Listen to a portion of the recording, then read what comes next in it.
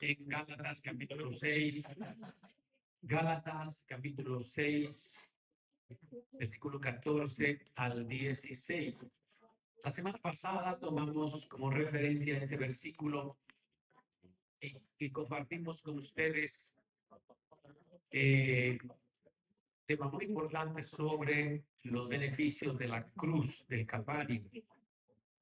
Y hoy vamos a tocar otra parte fundamental de la bendición de la cruz. Entonces dice la escritura, si me acompañan, en cuanto a mí, Gálatas 6, 14 y 16, dice, en cuanto a mí, de nada quiero gloriarme, sino de la cruz de nuestro Señor Jesucristo.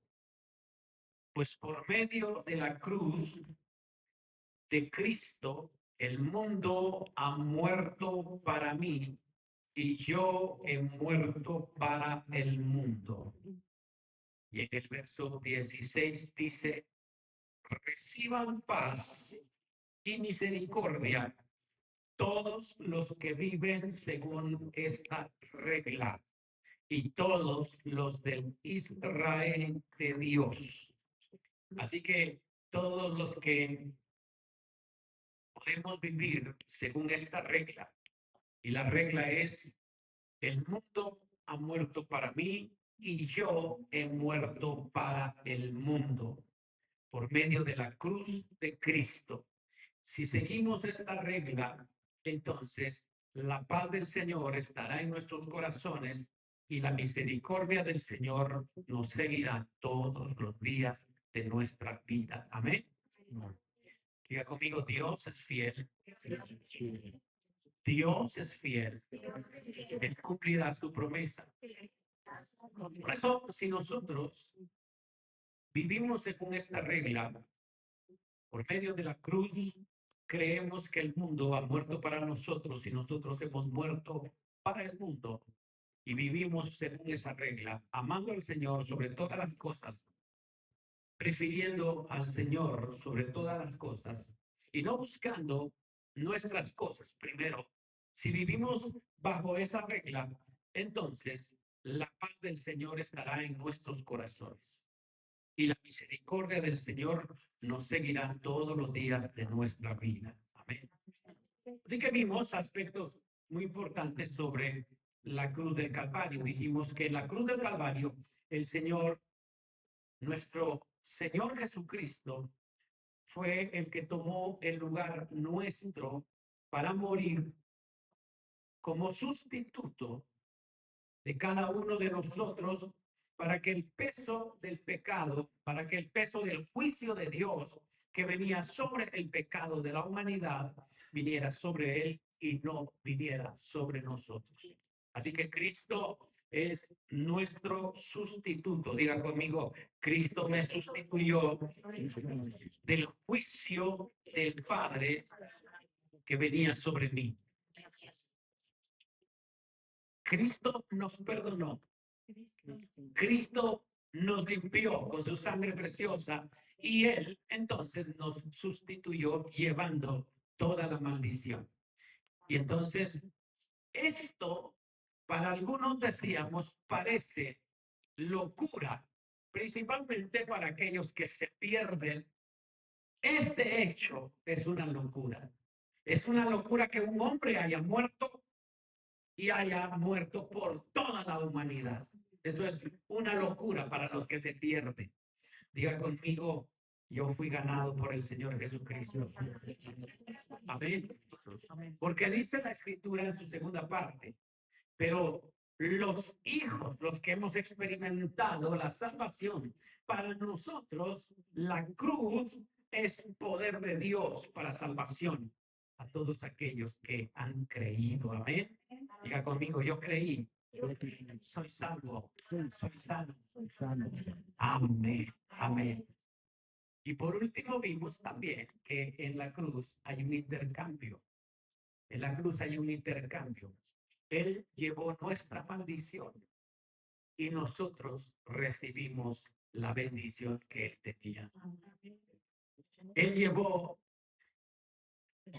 Él se puso la corona de maldición, la corona de espinos, y nos dio una corona de gloria a cada uno de nosotros. Amén.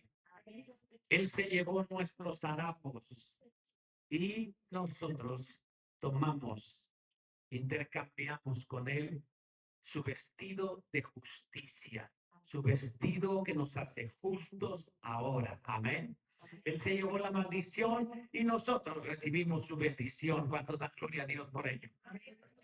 Y hoy vamos a complementar ese tema diciendo que hay tres manifestaciones o tres expresiones de Cristo en la cruz. Tres maneras en que Dios, por medio de Cristo, se expresa o por medio de Cristo se manifiestan en esa cruz del Calvario. Lo primero que vamos a ver que se manifiesta o se expresa de Cristo en la cruz del Calvario es Juan 3:16. Todos se saben esos versículos, ¿cierto? De tal manera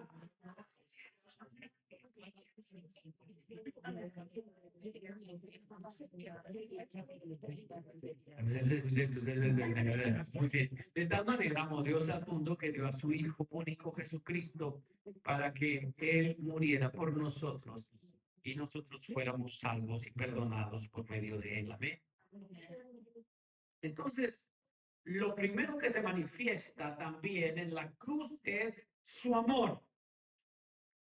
Su amor. Primera de Juan 4:10 dice la escritura, el verdadero amor no consiste en que nosotros hayamos amado a Dios, sino que Él nos amó primero y envió a su Hijo para que nosotros fuéramos perdonados por medio de su sacrificio. Amén. Así que lo que se manifiesta, lo que se expresa en la cruz del Calvario es el amor de Dios por cada uno de nosotros. ¿Está conmigo? Y lo segundo que se manifiesta, además de su amor, es su perdón. La cruz es un símbolo del perdón de Dios por medio de Cristo. Allí el Señor Jesús, a pesar de que fue perseguido, a pesar de que fue lastimado, fue rechazado siendo hijo de Dios, a pesar de que todo mundo lo rechazó y lo mató, a pesar de ello, al final, en la cruz colgado, él dijo, Padre, perdónanos porque no saben lo que hacen. Nos enseñó el verdadero carácter de todo creyente. Perdonar inmediatamente que viene la ofensa y no guardar ninguna. Jesús antes de morir perdonó a todos. Amén. Perdonó sus ofensas. Por eso a los de Antioquía, en Hechos 13, está predicándoles y les dice, hermanos, escuche, estamos aquí para proclamar que por medio de este hombre Jesús, ustedes tienen el perdón de pecados. Todo el que cree en él es hecho justo a los ojos de Dios, algo que la ley de Moisés nunca pudo hacer. Así que lo siguiente que nos manifiesta la cruz del Calvario es el perdón del Señor. El perdón en ese momento para todos sus transgresores y el perdón incluso hasta el día de hoy para perdonar nuestras faltas. Amén. Si nos arrepentimos, Él es fiel y justo para perdonar nuestras faltas. Amén.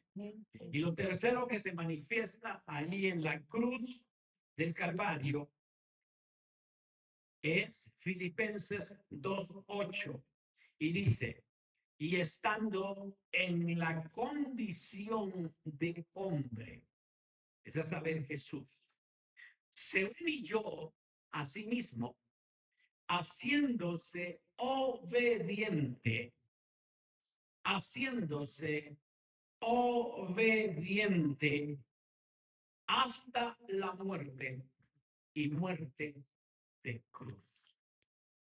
Entonces, desde que él nació hasta que llegó a morir en la cruz, él mostró su obediencia al Padre. Amén. Entonces, el modelo para todo creyente hoy es ese. Tiene que haber también en cada uno de nosotros, los que hemos abrazado la fe en Jesucristo, tiene que haber un carácter de amor, así como lo hubo en Cristo. No de odio, no de rencor, sino de amor. Y también debe ser la práctica de todo creyente, también una vida de perdón inmediatamente a las ofensas que nos puedan ocasionar. Y número 3, nos puede o nos da el carácter de obediencia como creyentes. Todo creyente debe imitar estas, estas manifestaciones o expresiones de Jesús en la cruz del Calvario. Y estando en la condición de hombre, se humilló a sí mismo, haciéndose obediente, obediente hasta la muerte y muerte de cruz. Pero antes dice, y estando en la condición de hombre, se humilló a sí mismo, haciéndose obediente. Diga conmigo, la obediencia denota humildad. La obediencia denota humildad. Así que si nosotros no podemos obedecer a Dios, es porque el orgullo está arraigado todavía en nuestro corazón. Si nosotros no amamos, si nosotros no perdonamos, si nosotros no obedecemos, es porque el orgullo todavía está arraigado en nuestro corazón. Amén. Muy bien. No vamos a tocar estos 3 aspectos. Yo solo quiero referirme hoy a la expresión del amor de Cristo. Y con respecto a eso, yo quiero entrar al contexto de 2 Corintios 5, 14 y 15. 2 Corintios 5, 14 y 15. Si usted me acompaña, por favor, su Biblia, 2 Corintios 5, 14, 15, dice la Escritura. Porque el amor de Cristo, la versión original dice, el amor de Cristo nos constriñe. ¿Cómo dice esta versión? El amor de Cristo nos obliga. Pero acá dice, el amor de Cristo nos constriñe, que es lo mismo. Pensando esto, que si uno murió por todos, luego todos murieron.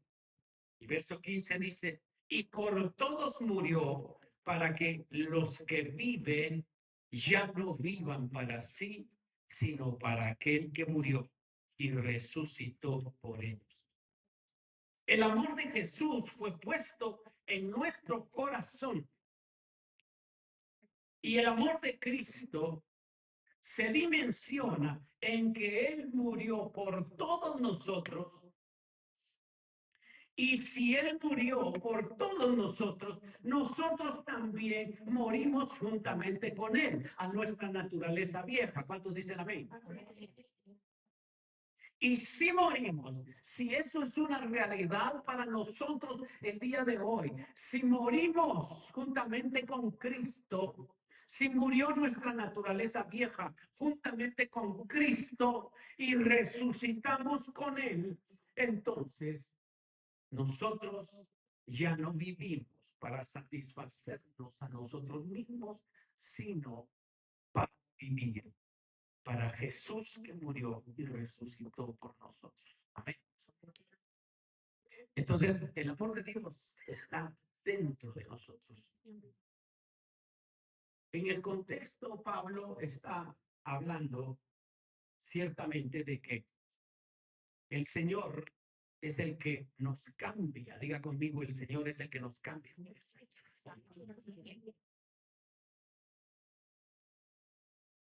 Y por eso lo vemos reflejado. Dice como por un espejo, vemos reflejada la gloria del Señor en nosotros. Un espejo nunca le va a mentir. Si usted tiene una arruga, le va a salir en el espejo. Si usted se levantó y trae un peinado tal como se levantó, usted saldrá así en el espejo, porque el espejo lo único que hace es reflejar a quien está delante del espejo. ¿Eh? Entonces dice la escritura, nosotros vamos transformados de gloria en gloria, como cuando nos vemos en un espejo. Y el espejo para nosotros es la palabra. Entonces, cuando leemos la palabra de Dios, vemos cuánto ha cambiado Dios nuestras vidas. ¿Cierto? La Biblia es nuestro espejo y va a reflejar realmente lo que hemos cambiado o lo que ha hecho Dios en nuestras vidas. ¿Está conmigo? Mire, por ya sea el peor de los cristianos, usted ha cambiado. Ya sea que sea, y yo no estoy diciendo que no. Bueno, les estoy diciendo que no vienen a esta iglesia estos que no han cambiado mucho. Pero cuando nosotros vemos a alguien, ese alguien, imagínese usted que fuera el peor de los cristianos, porque no da buen testimonio en su vida, pero algo ha cambiado. Algo ha cambiado. En una ocasión, un hermanito oraba porque su hija, él quería que se casara con un cristiano. Y entonces le dice, Señor, por favor, que mi hija se case con un cristiano, aunque sea el peor de los cristianos, pero que se case con un cristiano. Y el Señor oyó su petición. Se casó con un canijo cristiano. Pero Dios ha hecho algo en nuestras vidas. Por lo menos asistimos a la iglesia, llegamos a la iglesia. Amén. De vez en cuando, pero llegamos. Entonces, ciertamente Dios ha hecho algo en nuestras vidas. Por eso Pablo está diciendo que es el Espíritu Santo el que provocó en nosotros ese cambio. A diferencia, dice, de lo que hubo en el Antiguo Testamento cuando Moisés se llenó tanto de la gloria de Dios que los israelitas no podían verlo. Y entonces tuvieron que agarrar un paño y ponérselo sobre su cara porque les afectaba. Mire, hermano, cuando la presencia de Dios está en nosotros y ha crecido Dios en nosotros, Satanás no lo va a permitir. Satanás no quiere permitirlo. Satanás no estará tranquilo con usted. Se alborotarán los chamucos cuando usted esté cerca. Amén. ¿Sabe por qué? Porque la presencia de Dios está en su vida. ¿Cierto? Entonces, hasta el día de hoy, dice la palabra de Dios, los israelitas todavía tienen ese velo y no les permite ver a Cristo en la escritura que ellos tienen en el Antiguo Testamento. Amén. Entonces Pablo está haciendo una referencia del cambio que hay en nuestras vidas. Y luego en el capítulo 4 también él está diciendo que a pesar de las tribulaciones que él ha pasado a través de todos los vituperios que él ha pasado, él continúa firme en las cosas de Dios. Amén. Y por eso Entonces, él empieza en el capítulo 5 de Segunda de Corintios, empieza diciendo, porque sabemos que si nuestra morada terrestre, o sea, nuestro cuerpo, este tabernáculo, se deshace, tenemos de Dios un edificio, una casa no hecha de manos y eterna en Dios. Lo que está diciendo Pablo es que a pesar de los sufrimientos, a pesar de todas las cosas que él pasó y experimentó, si es que tiene que entregar su vida a Dios y tiene que morir, pues, él está seguro que hay en los cielos una casa hecha por Dios para que él pueda tener un cuerpo glorificado. ¿Cuántos dan gloria a Dios por ahí? Amén. Entonces Pablo está diciendo acá, no me importan los sufrimientos que yo haya pasado, porque esto es temporal. Esta vida en la tierra es temporal. Lo que viene es mucho mejor porque estaremos con Dios. Amén. Entonces dice, y por eso también gemimos deseando ser revestidos de aquella habitación celestial. Mire, si alguien dentro de usted está queriendo partir con el Señor, es su espíritu humano. El espíritu anhela ser revestido por la vida, incluso mientras estamos aquí. Por eso dice que el espíritu está dispuesto, pero la carne es débil. Así que si algo está dispuesto dentro de usted, es su propio espíritu, porque ese espíritu tiene la vida. Esto que es su casa, este cuerpo, siempre está deseando satisfacerse a sí mismo. Y por eso Pablo está introduciendo y diciendo esto acá y diciendo, no me importa si yo tengo que morir. No me importa si yo tengo que dejar esto, porque yo sé que tengo una mejor habitación con Dios. ¿Está conmigo? A pesar, dice el siguiente versículo 4 y 5, a pesar o porque asimismo los que estamos en ese tabernáculo gemimos con angustia. Mire, hermano, mientras estemos en este cuerpo, vamos a experimentar dolor, angustia, enfermedad. Vamos a experimentar eso. Pero también gemimos, dice, deseando ser revestidos, o perdón, porque no quisiéramos ser desnudados, sino revestidos para que lo mortal sea absorbido por la vida. Así que si algo hay dispuesto en nosotros, es nuestro espíritu humano que está dispuesto a que la vida gobierne sobre nosotros. ¿Está conmigo?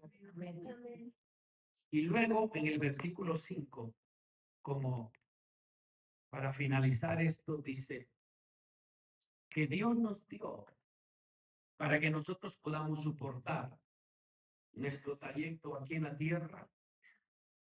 Dice que nos dio las arras de su Espíritu Santo. Diga conmigo las arras del Espíritu. Las arras del Espíritu. Amén. ¿Cuáles son las arras del Espíritu?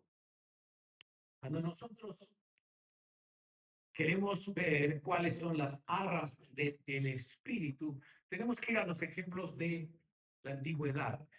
Cuando se quería hacer un negocio en la antigüedad, resulta que si yo quería hacer un negocio con mi hermana, entonces le decía, te voy a comprar tu terreno y aquí está esta prenda o estas arras como anticipo del pago total. Pero eso ya marcaba que había un negocio hecho y derecho, porque yo estaba dispuesto a cumplir mi palabra de pagarle a ella y ella estaba dispuesta a pagar, a darme el terreno que yo había comprado, aunque solo tuviera las arras o un anticipo. Entonces dice la palabra de Dios, ciertamente ustedes van a estar pasando en esta tierra algunos conflictos, algunos problemas, Ustedes se van a enojar unos con otros, ustedes van a sentir que hablan mal de ustedes mismos, entonces van a pasar problemas, pero no se preocupen porque ustedes tienen un regalo especial, las armas del Espíritu, un anticipo de lo que Dios va a hacer con ustedes, un anticipo que declara o la garantía que Dios declara que va a cumplir su propósito en cada uno de ustedes. Amén. Por eso entonces Efesios también nos dice que el Espíritu Santo, diga conmigo, el Espíritu Santo me ha sellado para que sea propiedad de Dios.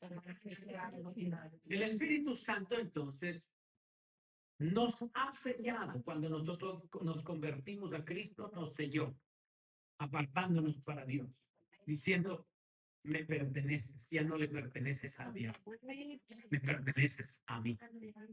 Ahora nos dice aquí en Corintios, Él es el anticipo que les dio el Señor como garantía de que cumplirá el transformar este cuerpo de muerte en un cuerpo glorificado. La garantía de que usted al final recibirá esa habitación celestial que Dios tiene, que se llama un cuerpo glorificado para su vida. ¿Ve? ¿Por qué nos dice esto el Señor en su palabra? Porque Él quiere que cada uno de nosotros nos alentemos a vivir este tiempo, esta temporada aquí en la tierra, esto que es temporal aquí en la tierra, que vivamos para Él y no vivamos para nosotros mismos. ¿Me expliqué? Diga conmigo, debo aprender a vivir para Jesús y no para mí mismo. Entonces, por eso nos dio el anticipo, nos dio su Espíritu Santo para que nosotros nos alentemos y el Espíritu Santo sea nuestro consolador siempre que tengamos problemas, para que el Espíritu Santo siempre nos conduzca a toda verdad, para que el Espíritu Santo interceda por nosotros cuando no sabemos clamar, interceda por nosotros ante Dios. Para que el Espíritu Santo sea el que esté al lado de nosotros todo el tiempo y nos ayude en nuestra debilidad. Para eso entonces dejó su Espíritu Santo. Amén. Ahora diga conmigo, ¿cómo vamos a vivir aquí en la tierra? Mientras sucede que Jesús viene y somos cambiados en un cuerpo glorificado para estar con el Señor, ¿cómo debemos vivir en esta tierra mientras llega Jesucristo? La respuesta está en el versículo 6. Y dice el versículo 6. Así que vivamos confiados siempre. ¿Cómo debemos vivir? ¿Cómo debemos vivir diariamente? Confiados diariamente, sabiendo que entre tanto que estemos en este cuerpo, pues obviamente no nos hemos reunido con el Señor aún. 7, porque por fe andamos, no por vista. Así que, ¿cómo debemos de vivir mientras Jesús regresa y nos transforma? Confiados y con fe. Confiados y con fe. Y yo quiero llamarle la atención a la palabra confiado, porque la palabra confiado significa tener valor, tener valor, ser osado, ser atrevido y decidido para creerle a Dios. Entonces, ¿cómo debemos vivir esta vida hasta la segunda venida de Cristo? Confiados y con fe. Confiado quiere decir teniendo valor, siendo osado para creerle a Dios y su palabra. Eso nos hace falta a los creyentes el día de hoy. Ser osados, ser atrevidos para creerle a Dios. Esto es lo que dice Dios y yo lo hago y punto. No me importa que piensen el resto de las personas. Yo voy a obedecer a Dios porque esto lo dice Dios. Soy osado, soy valiente, tengo valor. Eso me hace un hombre confiado en la palabra de Dios. ¿Estás conmigo? Y no solo debemos vivir confiados y con fe. Esta temporalidad que tenemos aquí. Miren, algunos podrán vivir 60, 70, 80 años. Algunos llegarán a 100 o 102. ¿Cuántos tenía Jimmy Carter cuando murió? 103. Pero ya no podía. Mejor les recomiendo que se vaya antes de los 100 años. Pero mire, hermano amado, algunos viviremos 80, 90, qué sé yo, cuántos años Dios nos va a conceder, ¿cierto? Pero debemos vivir cada día confiando en Dios y con fe. Y en el verso 9 nos da otro requisito para vivir esta vida temporal antes de que venga Jesús. Así que ya sea que estemos en este cuerpo o que ya nuestro cuerpo esté depositado en el sepulcro, nuestro objetivo es agradarle a Él. Diga conmigo, toda mi vida debe ser para agradarle a Dios. De manera que, ¿cómo podemos vivir entonces confiados, con fe y agradándole a Dios? Tenemos la ayuda del Espíritu Santo, que es nuestras armas, que está viviendo dentro de nosotros para poderle pedir que nos capacite, nos ayude en medio de nuestra debilidad, para que nosotros podamos con todo nuestro ser agradarle a Dios en todo lo que hagamos. Amén. Quiero odiar. Espíritu Santo, ayúdame para no odiar, porque si yo odio, estoy desagradando a Dios. Entonces yo quiero agradar a Dios. Espíritu Santo, ayúdame para no caer en ese desagrado para Dios. Espíritu Santo, no quiero obedecer, pero ayúdame para obedecer a Dios, porque en obediencia yo agrado a Dios. Amén. Quiero responderle al tal por cual por todo lo que hizo. Espíritu Santo, ayúdame para no responderle, sino amarlo en el nombre de Jesús, porque eso agrada a Dios. No sé si me explico.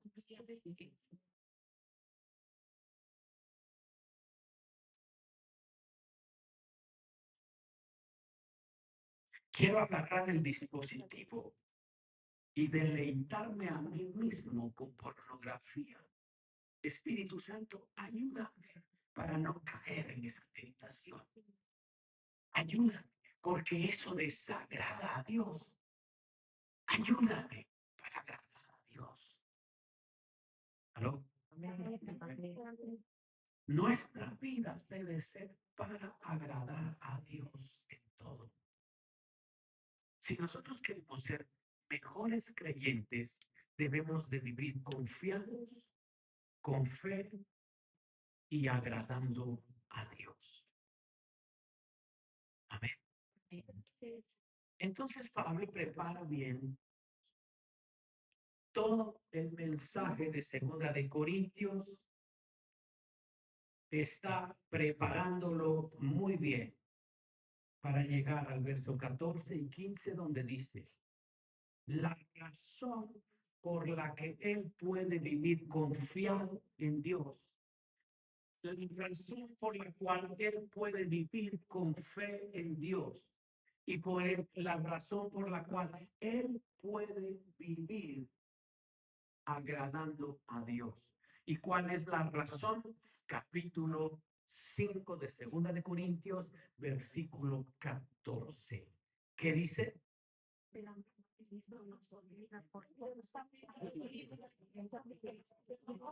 Es el amor de Cristo que nos constriñe, que nos obliga. Cuando llegamos a Cristo, lo primero que puso en nosotros fue su amor. Eso es indiscutible. Amén. Pero nosotros que llegamos a entender el amor de Dios, lo llegamos a entender por medio de la cruz. Nosotros sabemos que Él, por el amor que nos mostró, murió, se entregó por nosotros y murió en la cruz del Calvario. Entonces sabemos que su amor está en nosotros. Pero Pablo dice, yo puedo resistir que otros hablen mal de mí. Yo puedo resistir al pecado. Puedo resistir agradándole a Dios en todo. ¿Saben por qué? Porque el amor de Dios que está dentro de mí me constriñe. El amor de Dios que es más grande me obliga a depender de Dios. El amor de Dios que está dentro de mí me obliga a confiar en Él. Me obliga a caminar en fe. Me obliga a hacer las cosas para agradar a Dios y no para desagradarle. ¿Cuántos de nosotros, digo, de los del primer servicio, cuántos no nos importa vivir una vida desagradando a Dios? Podemos el día sábado irnos de pachanga y el domingo estar en la iglesia. Fuimos y no agradamos a Dios porque estábamos viendo lo nuestro, satisfaciéndonos a nosotros mismos. No sé si me explico. No fuimos para agradar a Dios.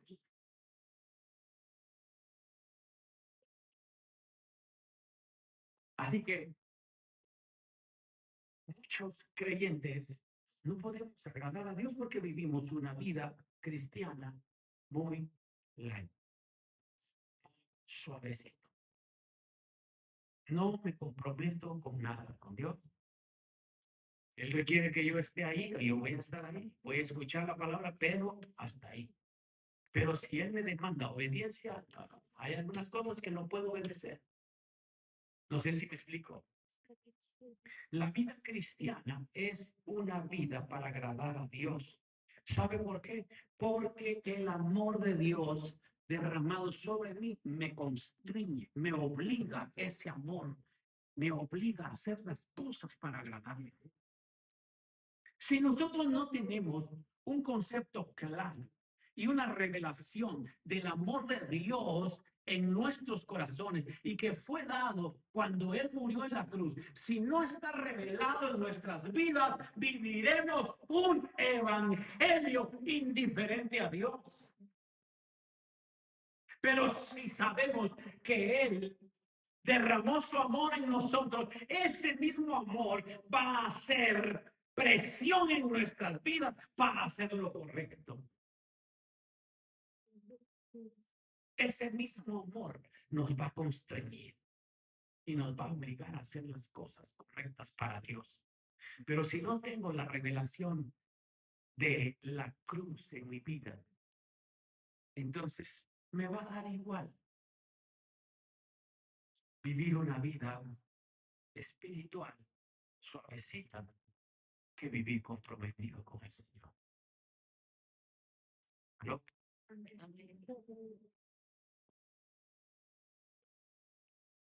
Por eso a Pablo no le importó que había sido hasta, lo habían casi matado, apedreado por predicar la palabra de Dios. A él no le importaba viajar de aquí para allá, hacer las cosas para Dios, porque él sabía que si este cuerpo se destruía, él tenía uno mejor allá con el Señor. Pero todo lo hacía, dice él, porque el amor del Señor me obliga a hacer las cosas. ¿Cuántas veces nosotros nos sentimos conmovidos para hacer algo para Dios y no lo hacemos? Porque nuestra carne es débil, ¿cierto? Pero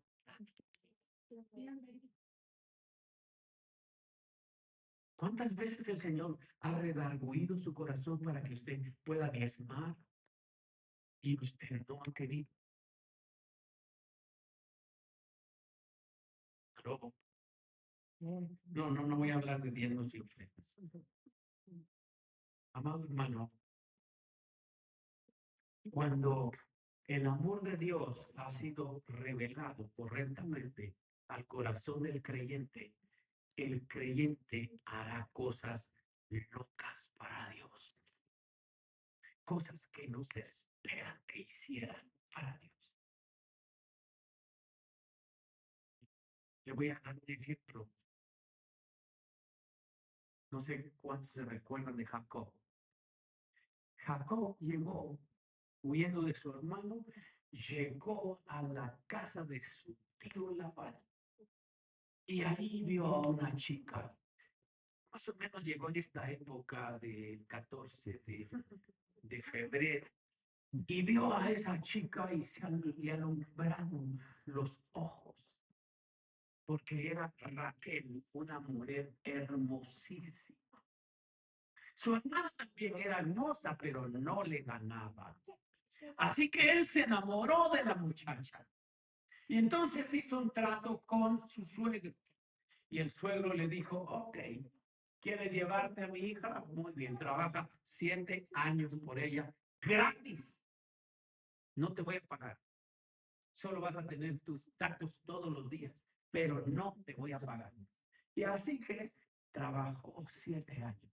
Cuando yo me imagino a Jacob, cuando un día antes de que se cumplieran los 7 años, el hombre estaba, pero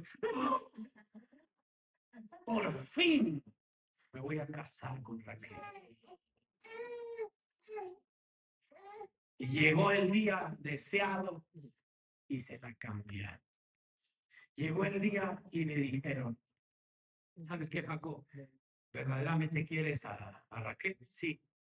Entonces te vas a casar primero con la mayor y tienes que trabajar otros 7 años por ella.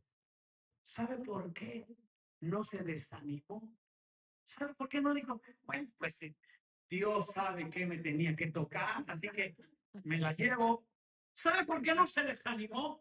¿Y por qué siguió trabajando otros 7 años por esa mujer? ¿Sabe por qué? Por amor.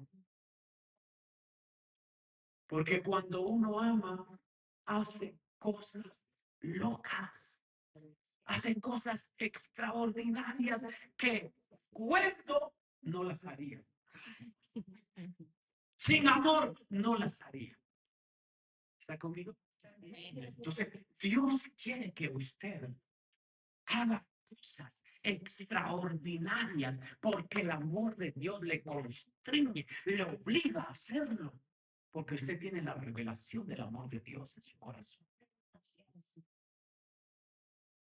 ¿Aló? ¿Sabe por qué no hacemos cosas grandes para Dios? Porque no tenemos la revelación del amor de Dios. ¿Sabe por qué nos da igual ser un cristiano que no ser un cristiano? Porque no tenemos la revelación del amor de Dios. Póngase de pie, hermano amado.